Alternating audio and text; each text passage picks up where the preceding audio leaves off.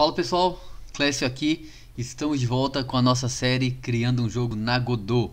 Esta é a aula de número 6 e é a última aula desta série. Então, se você tem acompanhado até aqui, já sabe que nós temos o jogo praticamente pronto. Mas se você chegou diretamente nesse vídeo, como de costume, aqui nos cards eu vou deixar um link para a playlist completa com cada uma das aulas, tá bom? Vocês vão lembrar que na aula anterior nós estávamos com o jogo já desta forma. O nosso HUD foi definido, botão iniciar, o preparar para iniciar o jogo e o movimento do jogador, inclusive a colisão, finalizando o jogo e voltando à tela inicial.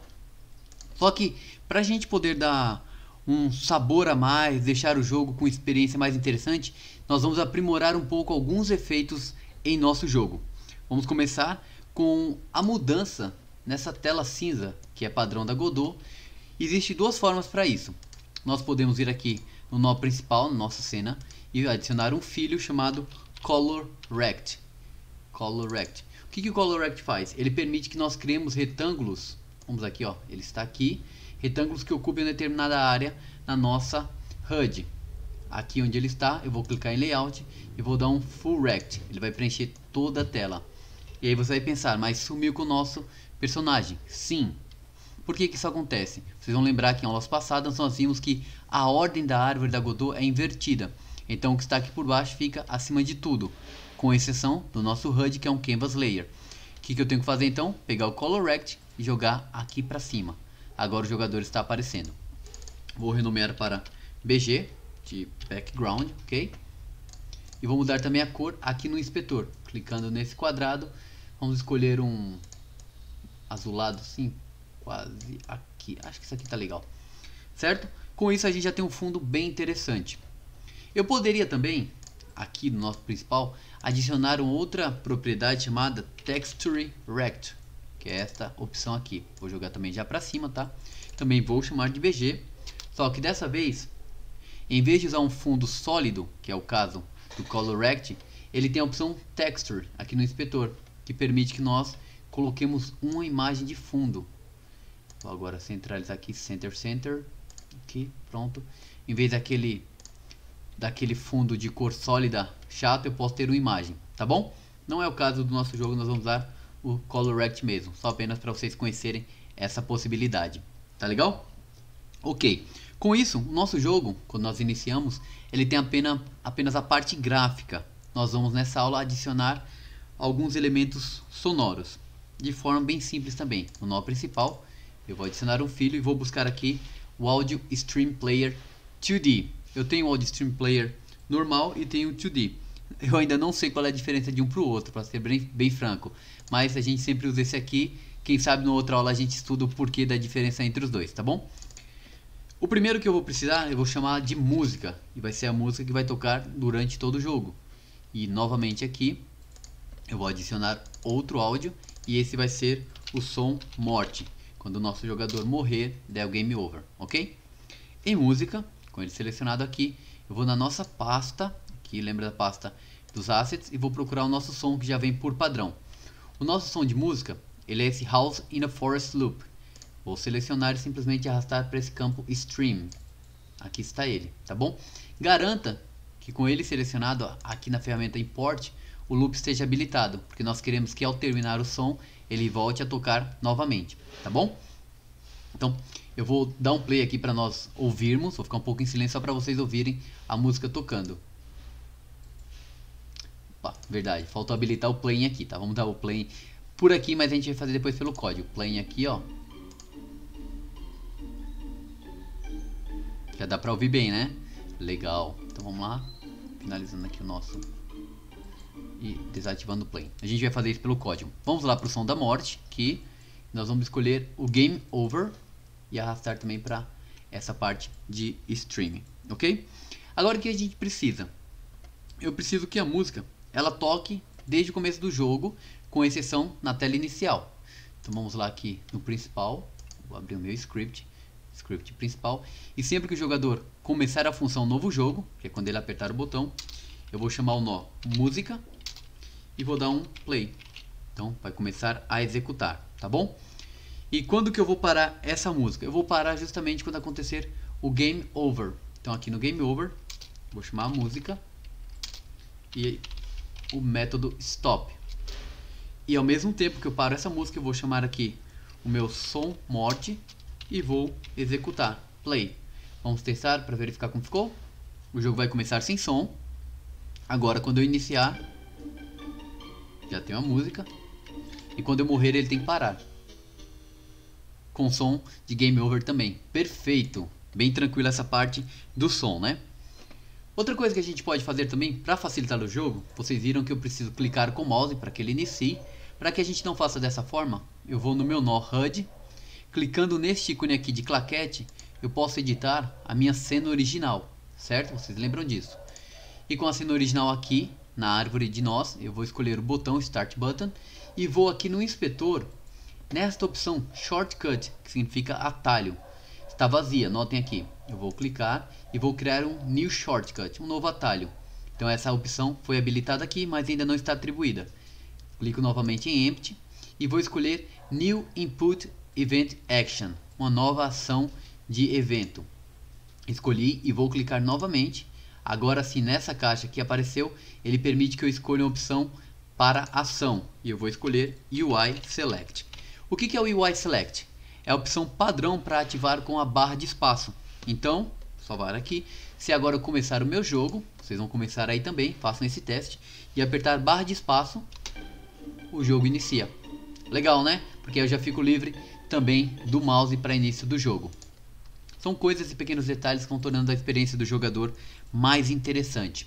Para finalizar a nossa aula, já está bem legal tudo isso, já temos som, já temos um botão ativado direto pelo teclado, mas a gente vai colocar um efeito de partículas, tá? É um efeito muito bem elaborado, tem muito detalhe, mas a gente vai cobrir apenas alguns dele para propósito desta aula, ok?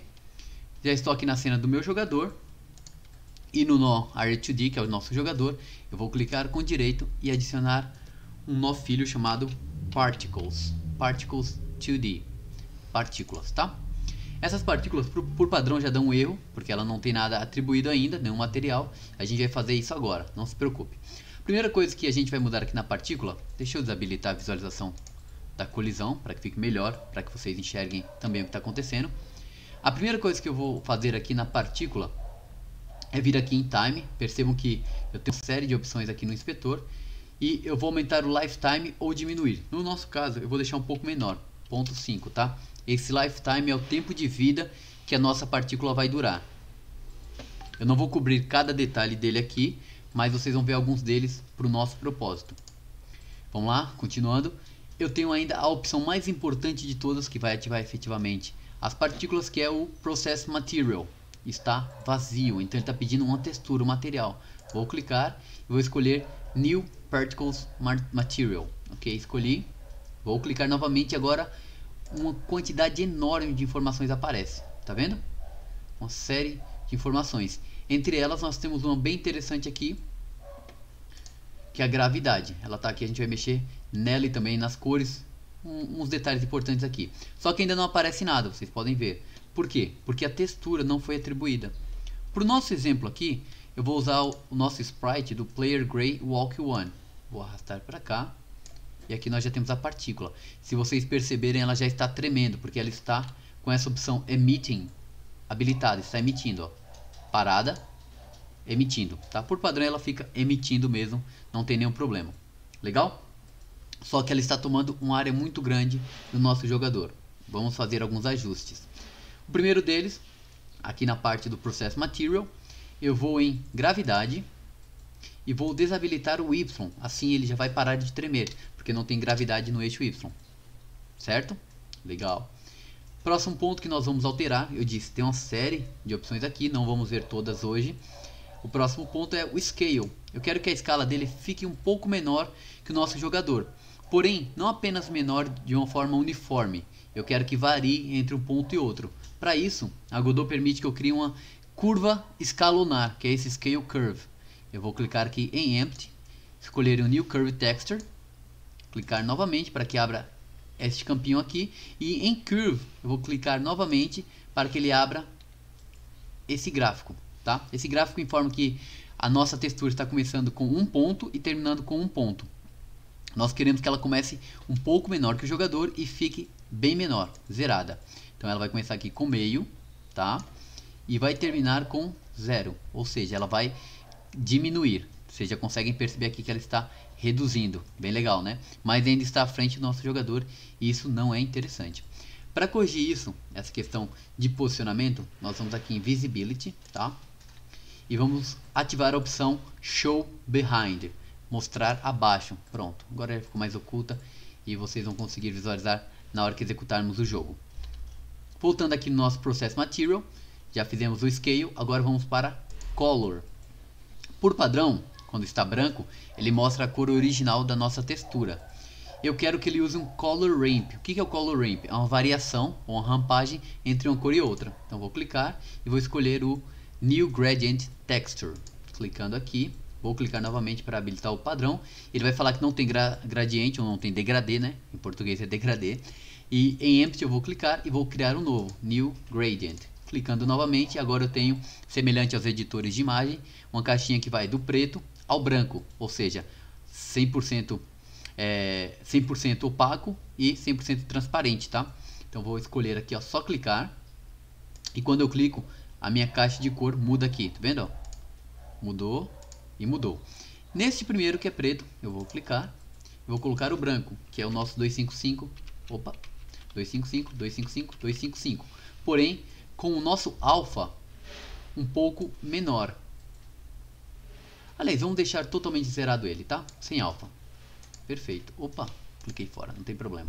Ele aceitou a informação. E aqui no nosso final, em vez de 255, vamos deixar apenas 200 de alfa, ok? Pronto, temos uma... Espera que eu cliquei duas vezes aqui sem querer.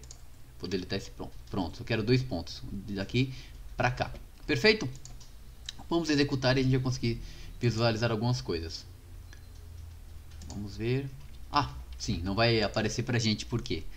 Bem lembrado. Vamos fechar aqui. Aqui no Particles ainda tem uma opção que nós temos que alterar.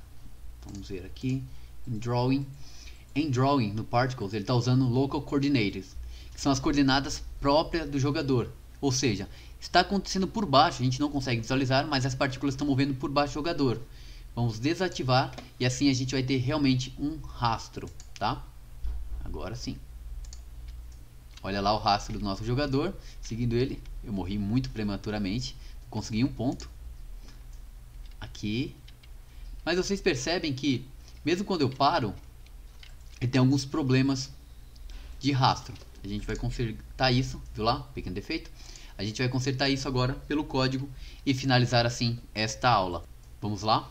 Aqui no código do nosso jogador, nós tínhamos duas opções, vocês vão lembrar, que verificavam se o jogador estava ou não em movimento, que é nessa condicional. Se a velocidade tiver um comprimento maior que 0, a gente executa o Animated Sprite. Lembram disso? Dessa mesma forma, vamos até facilitar aqui com Particle 2D, vamos chamar de rastro, para poder chamar esse nó com facilidade no código. Quando essa velocidade for maior que 0, nós vamos chamar o nó rastro e vamos colocar um emitting, tá? O emitting como verdadeiro, certo? Se não estiver se movendo, o nosso nó rastro, ele vai ter um emitting, aliás, ele é um booleano, então emitting false e emitting true, é verdadeiro ou falso, tá certo? Agora sim, executando o nosso jogo. Olha lá, só quando ele se movimenta. E é isso aí, está finalizado o nosso jogo. Eu vou habilitar aqui o som novamente.